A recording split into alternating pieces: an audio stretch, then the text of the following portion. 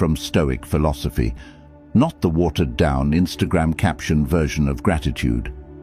I'm talking about a practice so transformative that it can shift your entire emotional baseline, a practice that doesn't ignore pain but helps you find meaning within it, a practice that the Stoics used to face death, loss and exile with dignity and even peace. This isn't about pretending everything is perfect. The Stoics lived through plagues, wars, betrayals, and unimaginable losses. Yet they cultivated a profound appreciation for life that most of us can't even imagine. How did they do it? That's what we're going to uncover together. If this message resonates with you, hit that like button. Drop a comment below. I read every single one, and your words fuel this community. Share this video with someone who needs to hear this message today. Subscribe to this channel because we're building something special here. We're creating a space where ancient wisdom meets modern life, where you can find real tools for real transformation. The Stoics didn't stumble upon wisdom by accident. They built it brick by brick, practice by practice. And that's exactly what we're going to do together today. Let's start this journey together. Comment: I choose gratitude daily. Number 1. The morning contemplation. Seeing what you have before it's gone. The Stoics had a practice that might seem morbid at first, but it's actually one of the most life-affirming things you can do. They called it premeditatio malorum, the premeditation of evils. But I prefer to call it the morning contemplation, because it's really about opening your eyes to what's already here. Seneca wrote, "We suffer more often in imagination than in reality." He understood that we spend so much energy worrying about losing things that we forget to appreciate having them in the first place. So, he developed a practice that sounds counterintuitive but works like magic. Here's what you do. Every morning, before you check your phone, before you jump into the chaos of your day, take 60 seconds, just 60 seconds, and imagine vividly losing something you love. Not to torture yourself, but to wake yourself up. Imagine waking up tomorrow and your partner is gone. Really feel that.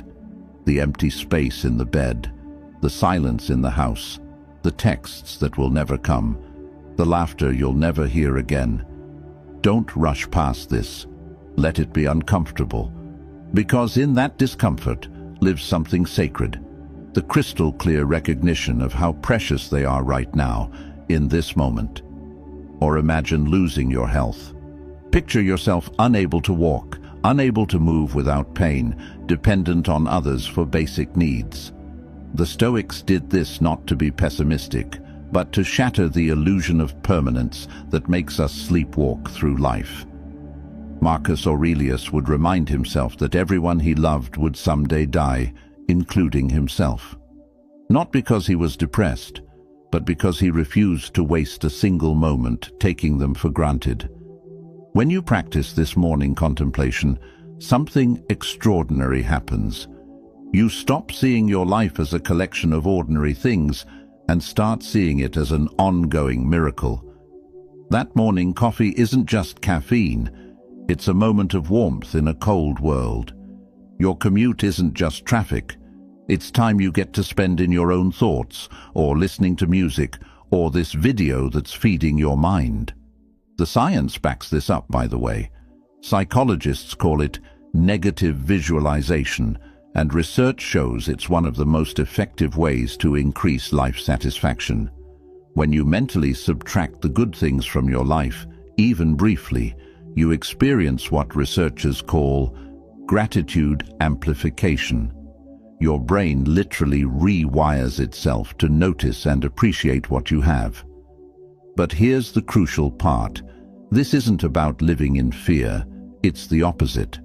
When you acknowledge that everything is temporary, you stop postponing joy. You stop waiting for the perfect moment to appreciate your life.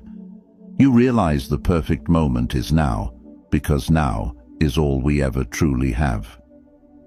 The Stoics weren't trying to be dark or pessimistic. They were trying to be awake. Epictetus taught his students, "Never say about anything, 'I have lost it,' but instead, 'I have given it back.' Everything we have is borrowed. Our loved ones, our health, our possessions, our very lives, all of it is on loan from the universe. And when we truly grasp this, we stop clutching and start cherishing. Try this tomorrow morning. Before you grab your phone, before you think about your to-do list, close your eyes. Pick one person you love. Imagine, just for 30 seconds, that they're gone. Feel that loss. Let it be real. Then open your eyes and feel the gratitude flood in. They're still here. You still have today. Do this with your health, with your home, with your ability to see, to hear, to move. The Stoics knew that we don't appreciate what we have until we lose it. So they chose to lose it in their imagination every single morning so they could appreciate it in reality every single day. This practice will change you. It will make you slower to anger and quicker to love. It will help you see your ordinary life as the extraordinary gift it truly is. Because here's the truth the Stoics discovered. We don't need more to be happy. We need to see what we already have with new eyes. If you're feeling this, drop below. I see my blessings clearly. Number 2, the evening reflection, turning your day into wisdom. While the morning practice opens your eyes to what you have, the evening practice transforms how you learn and grow. The Stoics understood something most people miss. Every single day is filled with lessons, but we're usually too busy rushing to the next thing to actually learn them. Seneca wrote to his friend, "When the light has been removed and my wife has fallen silent, aware of this habit that's now mine, I examine my entire day and go back over what I've done and said, hiding nothing from myself, passing nothing by." This wasn't guilt or self-punishment. This was radical self-honesty in service of growth. Here's the practice, and it's beautifully simple. Every evening, before you sleep, sit with a journal or just sit in silence and ask yourself 3 questions. Not to judge yourself, but to learn from yourself. First question, what did I do well today? This isn't arrogance. This is recognizing your own growth and effort. The Stoics believed that acknowledging your progress was essential to continuing it. Maybe you were patient when you wanted to snap. Maybe you showed up for someone who needed you. Maybe you made a healthy choice when the easy choice was right there. Write it down. Speak it out loud. Let yourself feel gratitude for your own efforts. We're so quick to see our failures and so slow to acknowledge our wins. But Marcus Aurelius, ruling an empire, still took time each evening to recognize when he'd acted with wisdom or virtue. He knew that what you focus on grows. Focus on your failures alone, and you'll create an identity built on inadequacy. Focus on your growth, and you'll build momentum that carries you forward. Second question, what could I have done better? Again, not from judgment, but from curiosity. Where did you react instead of respond? Where did you let fear make your decisions? Where did you take something for granted that deserved your appreciation? The Stoics weren't interested in wallowing in regret. They were interested in extracting wisdom from every experience. Epictetus taught that every difficult moment is a training ground. Every person who irritates you is a teacher showing you where you still have work to do. When you ask yourself what you could have done better, you're not beating yourself up. You're mining your day for gold, for the lessons that will make tomorrow different. Here's what's powerful about this. When you identify what you could have done better tonight, you're actually rehearsing for tomorrow. Your brain doesn't just record the mistake, it starts planning the solution. Psychologists call this mental contrasting. And it's one of the most effective tools for behavior change. You're literally rewiring your automatic responses. Third question, what am I grateful for today? And here's the key, be specific. Don't just say, my family or my health. The Stoics knew that generic gratitude doesn't penetrate the heart. Specific gratitude does. Say, I'm grateful my daughter laughed at my terrible joke this morning, even though she's usually too cool for that now. Say, I'm grateful my body carried me through another day without pain, even though I never stopped to thank it. Say, I'm grateful for that stranger who smiled at me in the grocery store when I was feeling invisible. Marcus Aurelius filled his journals with these specific moments of gratitude. Not grand things, small things, the smell of bread, a good conversation, a moment of clarity. He understood that joy isn't found in rare, extraordinary moments. It's found in the ordinary moments we're usually too distracted to notice. This 3-question evening practice does something profound over time. It creates what psychologists call a growth mindset, combined with a gratitude baseline. You start seeing your life not as something that happens to you, but as something you're actively learning from and appreciating. You stop being a victim of your circumstances and become a student of your life. The Stoics didn't believe in wasted days. Every day, good or bad, was raw material for wisdom.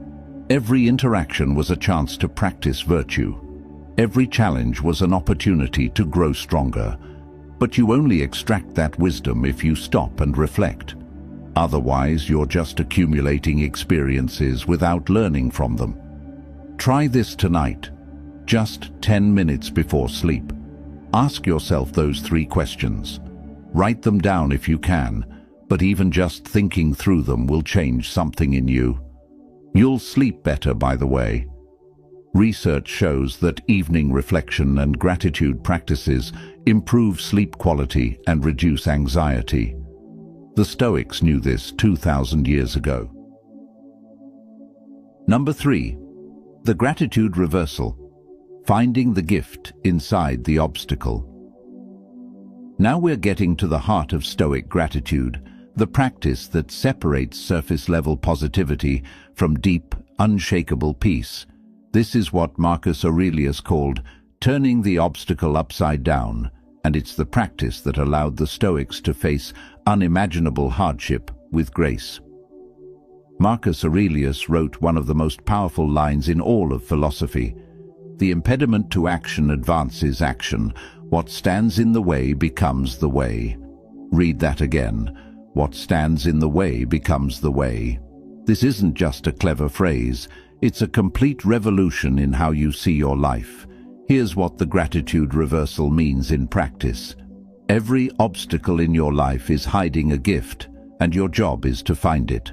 Not to pretend it's not an obstacle, not to fake happiness about suffering, but to genuinely discover what this challenge is teaching you, strengthening in you, or revealing to you.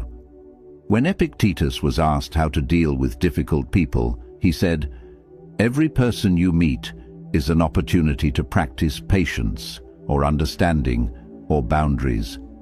They're not interrupting your practice, they are your practice." This is the gratitude reversal in action. The difficult person isn't blocking your growth. They're providing the exact conditions you need for growth.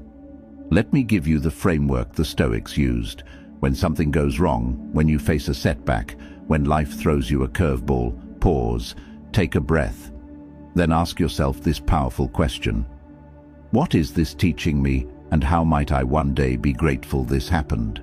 That second part is crucial. How might I one day be grateful? Because we all have experiences from our past that seemed terrible at the time, but turned out to be redirections towards something better. The relationship that ended and cleared space for the right person. The job you lost that forced you toward your true calling. The illness that taught you to value your health. The Stoics realized that if this pattern exists in our past, why not apply it to our present? Why not trust that the challenges we're facing right now might also be redirections, teachings, or preparations for something we can't yet see? Seneca was exiled from Rome, stripped of his wealth and status, sent to a desolate island. He could have spent those years in bitterness. Instead, he wrote some of his most profound philosophy. He later wrote, "Disaster is virtue's opportunity." His exile became his awakening. The obstacle became the way. But here's what I want you to understand. This isn't about toxic positivity. The Stoics didn't deny pain. Marcus Aurelius suffered chronic illness. Epictetus was enslaved and physically abused. Seneca lost children, wealth, and eventually his own life. They knew suffering was real, but they refused to let suffering be meaningless. When you practice the gratitude reversal, you're not saying, "This is great," when something terrible happens. You're saying, "This is real, this is hard, and I will find meaning in it. I will grow from it. I will not let this be wasted pain." Research in post-traumatic growth shows that people who find meaning in their struggles don't just recover. They often end up stronger and more fulfilled than before. Psychologists call it benefit finding, and it's one of the most powerful predictors of resilience and well-being. Here's how to practice this. Take one current challenge in your life. Just one. Maybe it's financial stress. Maybe it's a difficult relationship. Maybe it's a health issue. Whatever it is, write it down. Then complete this sentence. This situation is teaching me, and I might one day be grateful for this because, be honest, dig deep. Maybe financial stress is teaching you resourcefulness you never knew you had. Maybe it's showing you what truly matters when the excess is stripped away. Maybe the difficult relationship is teaching you to set boundaries, to speak your truth, to stop abandoning yourself to please others. Maybe the health issue is teaching you to listen to your body, to slow down, to stop taking your well-being for granted. The Stoics knew that we can't control what happens to us, but we have absolute control over what we make it mean. And when you make your obstacles mean growth, learning, and strengthening, you rob them of their power to break you. Number 4, the voluntary discomfort. Practicing gratitude through deliberate scarcity. Here's where Stoic gratitude gets really interesting and maybe a little uncomfortable. The Stoics didn't just think about gratitude or write about gratitude. They practiced it through their bodies, through their choices, through deliberately experiencing less so they could appreciate more. Seneca, one of the wealthiest men in Rome, would regularly spend days living like he had nothing. He wrote, "Set aside a certain number of days, during which you shall be content with the scantiest and cheapest fare, with coarse and rough dress, saying to yourself the while, 'Is this the condition that I feared?'" This wasn't punishment. This was perspective. This was gratitude training. The practice is simple but powerful. Regularly choose discomfort. Not constant misery, but periodic reminders of what life would be like with less. The Stoics called this voluntary discomfort, and it's one of the most underrated practices for building genuine appreciation. Here's why this works. Our brains are wired for something called hedonic adaptation. No matter what good things come into our lives, we quickly get used to them and stop appreciating them. That new car becomes just your car. That bigger house becomes just your house. That promotion becomes just your job. We adapt to our blessings until they become invisible. But when you voluntarily step away from your comforts, even briefly, you reset that adaptation. You remember what it feels like to be cold, to be hungry, to go without, and suddenly your warm bed isn't just a bed. Your full refrigerator isn't just groceries. Your comfortable life isn't just life. It's a privilege you're experiencing in real time. Marcus Aurelius, sleeping in the imperial palace, would sometimes sleep on the floor. Not because he was weird or self-punishing, but because he wanted to remember that he was still himself without the luxury. He wanted to practice being content with less, so that if fortune ever turned against him, he wouldn't crumble. And when he returned to his comfortable bed, it felt like luxury again instead of just normal. Here's how you can practice this in modern life, in ways that are challenging but not harmful. Try a day of eating only simple basic foods, rice and beans, oatmeal, simple vegetables, no seasonings, no treats, nothing fancy. Not because you can't afford better, but because you're choosing to remember what enough really means. When you return to your normal meals the next day, you'll taste them like never before. Try taking cold showers for a week. I know, this sounds miserable, but hear me out. When you choose to be uncomfortable, you're proving to yourself that discomfort won't destroy you. You're building resilience. And when you step into a hot shower after that week, it feels like absolute heaven. You appreciate it in a way you haven't since you were a child experiencing it for the first time. The Stoics would fast periodically.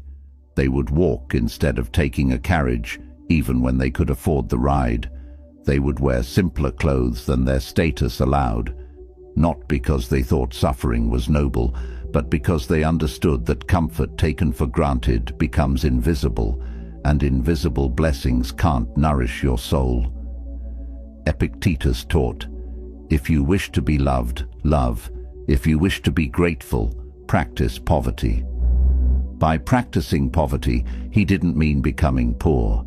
He meant voluntarily experiencing simplicity so that you could see your abundance clearly again. Modern research completely validates this practice. Studies on gratitude interventions show that deprivation exercises, where people temporarily give up something they normally enjoy, significantly increase appreciation and well-being. When participants gave up coffee for a week, they reported higher gratitude for their morning routine afterward. When they gave up their phones for a day, they felt more grateful for connection. Here's your practice. Choose one comfort this week and voluntarily step away from it. Maybe it's your usual morning coffee. Drink water instead. Maybe it's your car. Walk or bike instead. Maybe it's eating out. Cook simple meals at home. Maybe it's your soft bed. Sleep on the floor one night, or on a yoga mat, or on your couch. Do this not as punishment, but as a reminder, as a practice of gratitude. Because when you return to that comfort, you'll feel something you haven't felt in a long time, genuine appreciation. Not the abstract idea of gratitude, but the felt experience of recognizing a blessing. The Stoics knew that we can't appreciate light without darkness, warmth without cold, abundance without scarcity. So they chose to visit scarcity periodically, not to live there, but to remember how good they had it the rest of the time. Number 5. The perspective shift. Zooming out to see your life from above. The Stoics had another practice that sounds almost mystical, but creates immediate and powerful gratitude. They called it the view from above, and Marcus Aurelius used it constantly to maintain perspective when the weight of empire threatened to crush him. He wrote, "How small a part of the boundless and unfathomable time is assigned to every man, for it is very soon swallowed up in the eternal, and how small a part of the whole substance, and how small a part of the universal soul, and on what a small clod of the whole earth you creep." This wasn't nihilism, this was liberation. Here's the practice. Regularly zoom out from your immediate concerns and see your life from a cosmic perspective. Imagine you're rising up above your house, above your city, above your country, above the earth itself. See yourself as one person among 8 billion. See your lifespan as a brief flash in the billions of years of cosmic time. Now, this might sound depressing at first, like it would make your life feel meaningless. But the Stoics discovered the opposite. When you see how small you are in the grand scheme, two things happen that create profound gratitude. First, your problems shrink to their actual size. That argument with your coworker? From space, it's invisible. That embarrassing moment you can't stop replaying. In the context of cosmic time, it literally doesn't register. The Stoics knew that most of what we stress about is magnified by our narrow perspective. Zoom out, and you see reality more clearly. Marcus Aurelius wrote, "Confine yourself to the present." The view from above helped him see that even empire-level problems were temporary, manageable, and ultimately small compared to the vastness of existence. But here's the second thing that happens, and this is where the gratitude comes in. When you realize how brief and small your life is, every moment becomes precious. Not less valuable, but more valuable. The fact that you exist at all in this vast universe for this brief time becomes an almost unbearable miracle. Think about it. You are the product of billions of years of cosmic evolution. The atoms in your body were forged in the hearts of dying stars. The odds of you being born, with your exact DNA, your exact consciousness, are so small as to be essentially zero.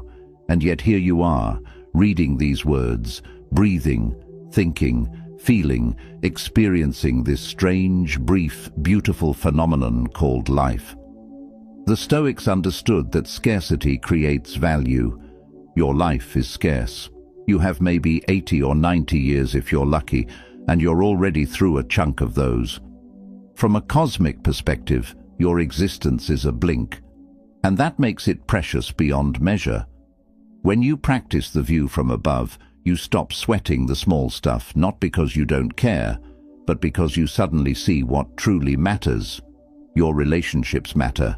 Your experiences matter. Your choices about how to spend your limited time matter. But the petty grievances, the social comparisons, the manufactured dramas, they dissolve like morning fog when the sun rises. Seneca wrote, "Life is long enough, and a sufficiently generous amount has been given to us for the highest achievements, if it were all well invested.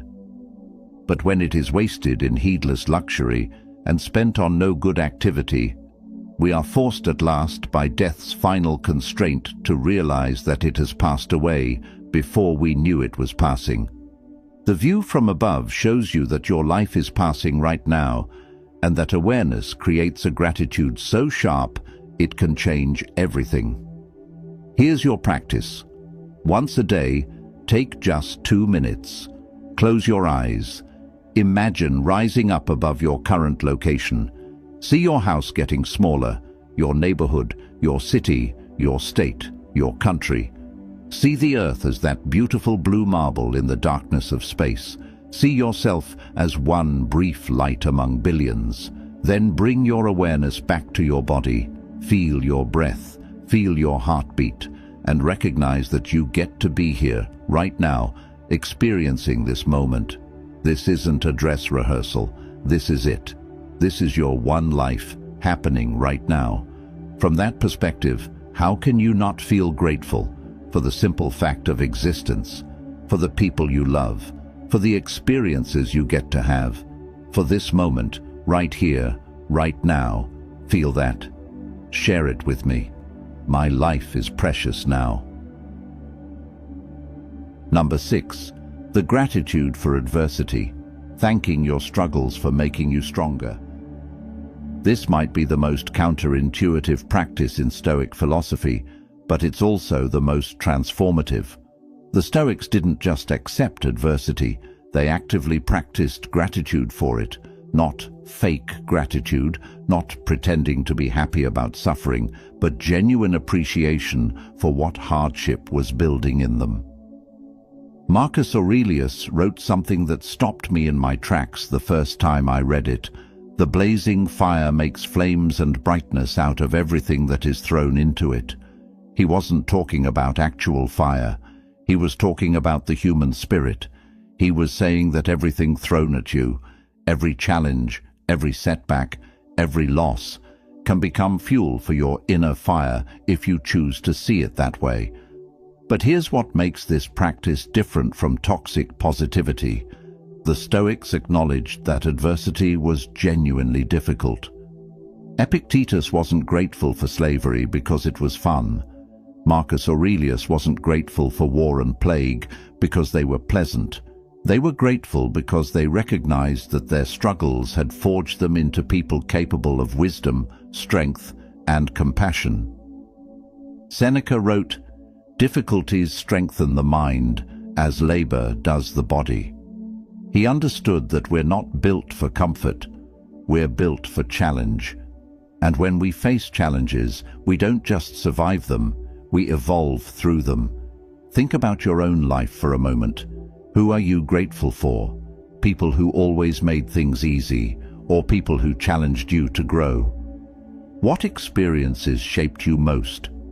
The comfortable ones, or the ones that pushed you to your limits? The truth is, we're not formed by ease. We're formed by struggle. Here's the practice, and it requires real honesty. Make a list of 3 difficult experiences from your past.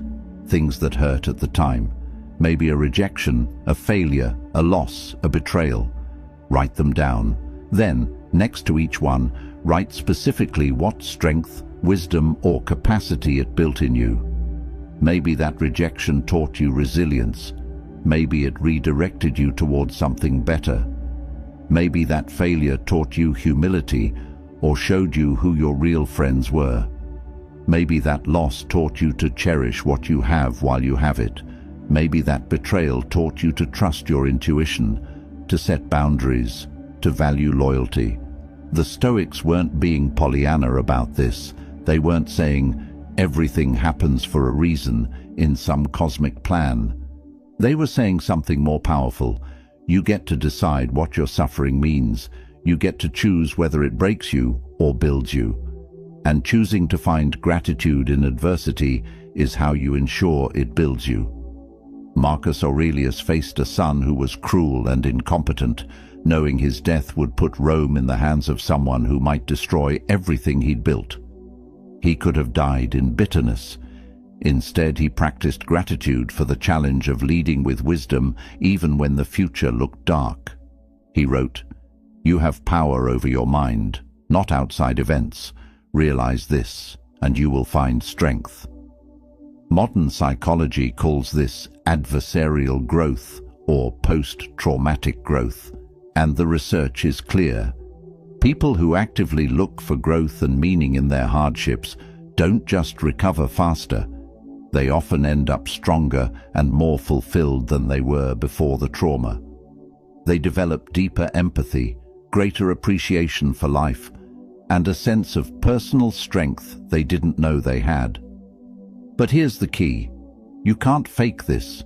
You can't just slap a positive spin on pain and call it gratitude. You have to sit with the difficulty first.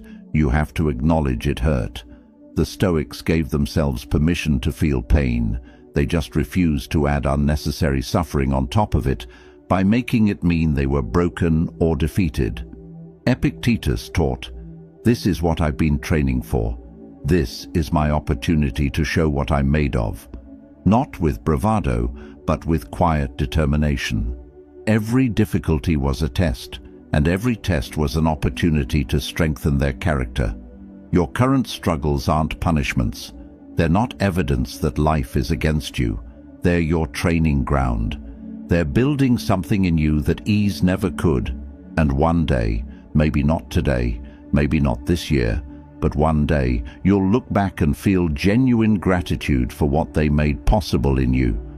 The strongest people you know aren't strong because life was easy. They're strong because life was hard, and they chose to let it forge them rather than break them. Number 7. The present moment practice. Gratitude for what's here right now.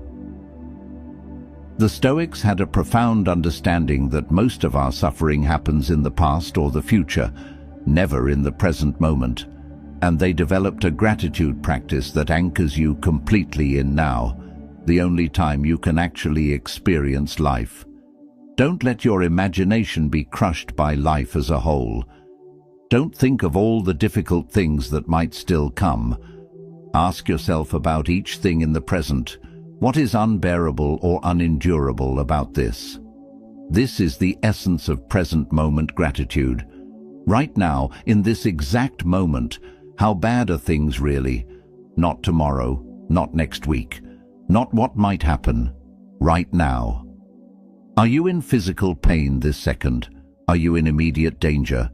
Or are you actually okay, and your suffering is coming from thinking about past regrets or future worries?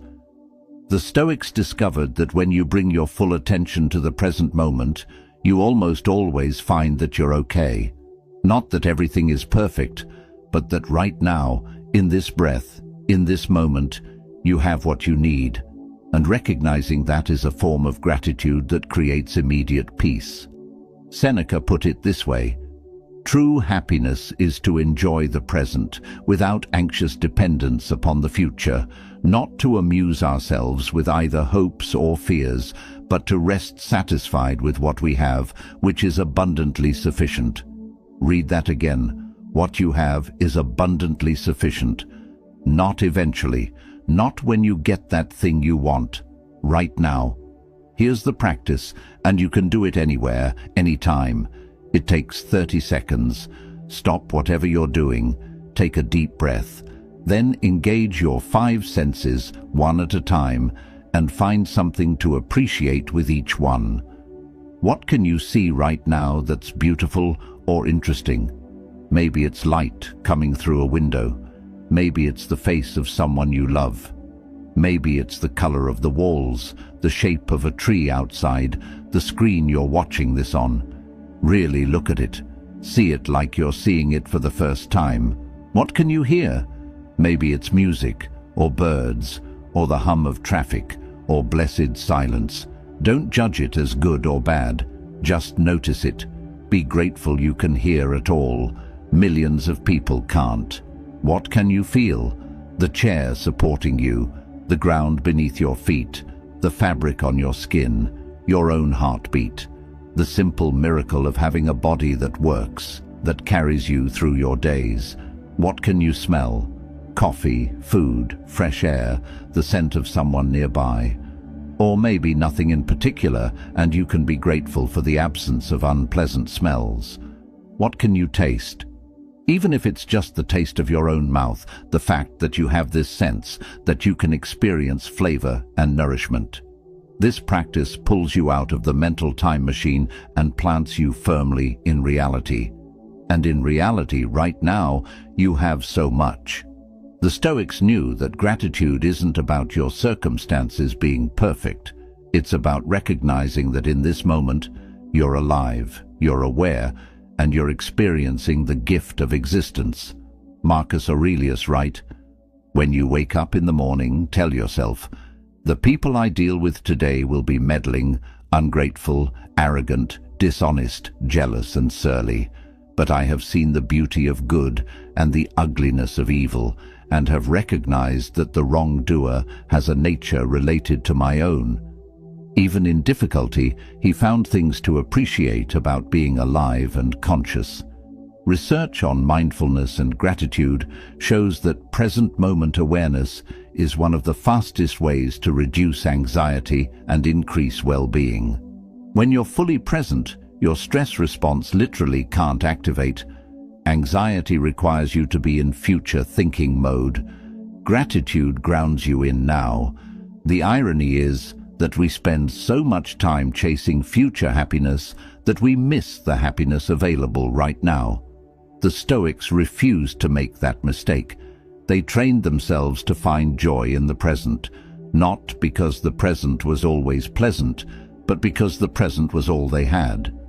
Right now, you're breathing, you're thinking, you're learning, you're growing. That's enough to be grateful for. Pause and type this. This moment is my gift. Number 8. The Gratitude Circle. Appreciating every person who made you possible. The final Stoic gratitude practice is perhaps the most beautiful and it's one that connects you to the web of humanity that made your life possible. The Stoics understood that we don't exist in isolation. Every moment of your life has been touched by countless other people, most of whom you'll never meet or thank. Marcus Aurelius opened his personal journal, Meditations, with something remarkable. Before writing anything about philosophy or his struggles, he spent pages thanking specific people.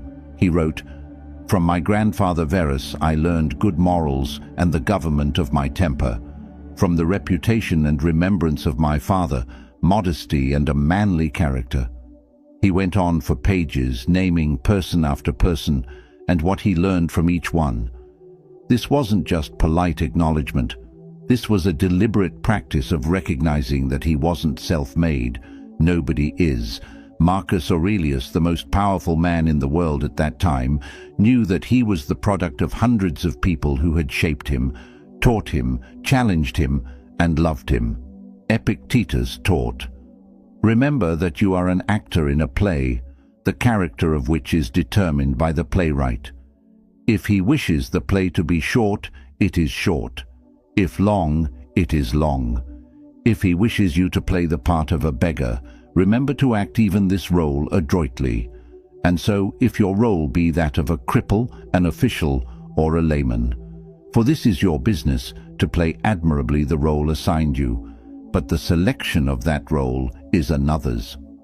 What he meant was that we don't choose our circumstances, but we're part of a larger story that includes everyone around us.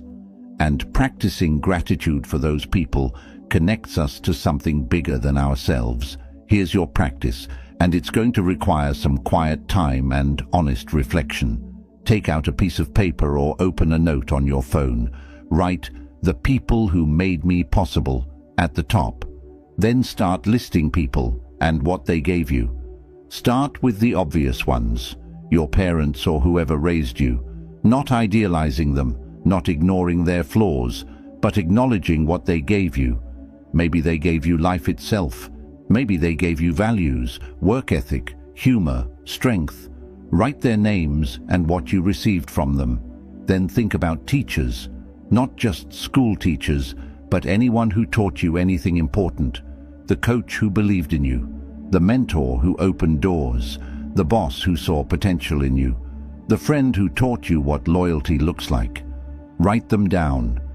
Think about people who challenged you, the rival who pushed you to be better, the critic who made you prove yourself, the person who broke your heart and taught you about resilience. The Stoics knew that sometimes our greatest teachers are the people who made life difficult for us. Now here's where it gets profound. Think about all the people you'll never meet who made your life possible.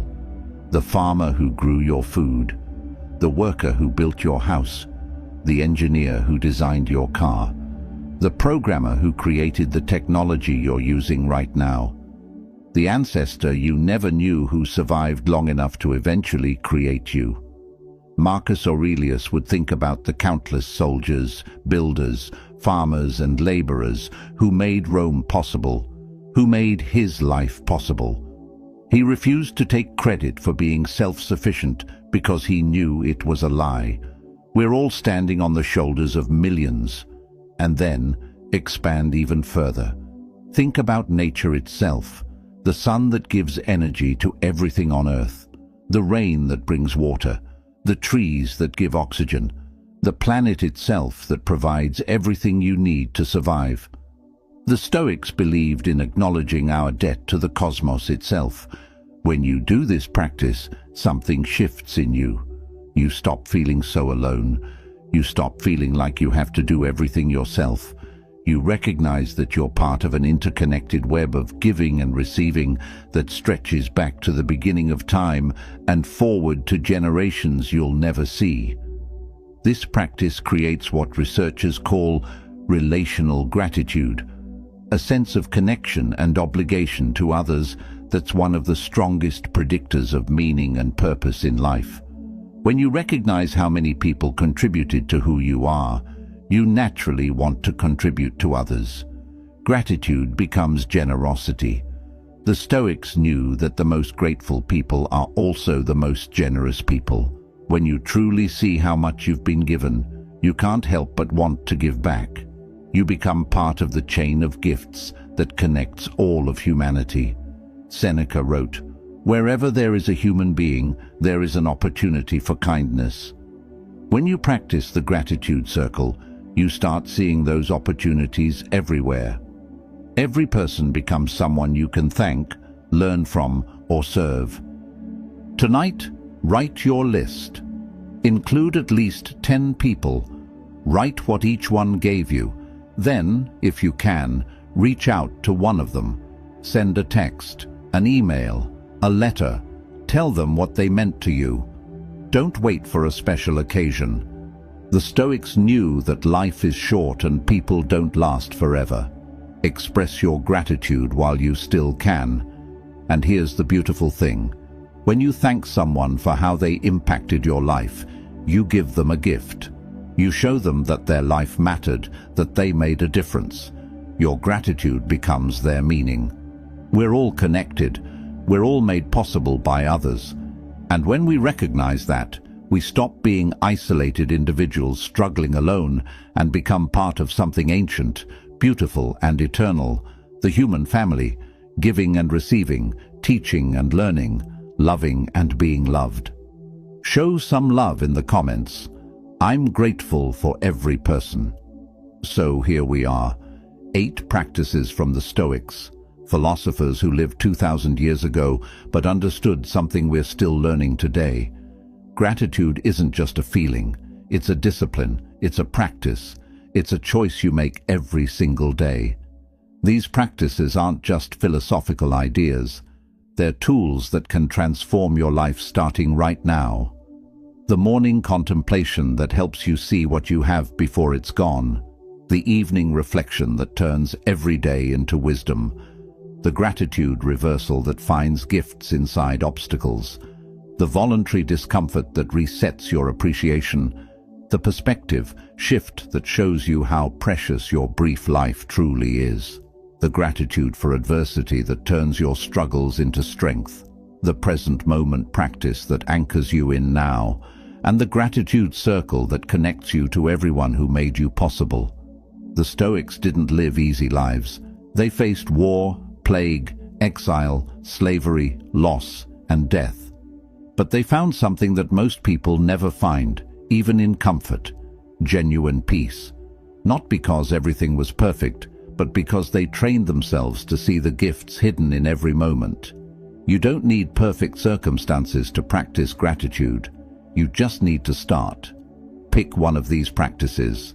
Just one. Try it tomorrow morning. Try it for a week. See what changes in you. If this video has given you something valuable, hit that like button right now. Drop a comment below telling me which practice you're going to try first. I genuinely want to know. Share this video with someone who needs this message today. And subscribe to this channel, because we're building a community of people who refuse to sleepwalk through life, who choose wisdom over comfort, who practice gratitude as a path to freedom. The Stoics left us a gift. Let's not waste it. Thank you for being here. Now go practice.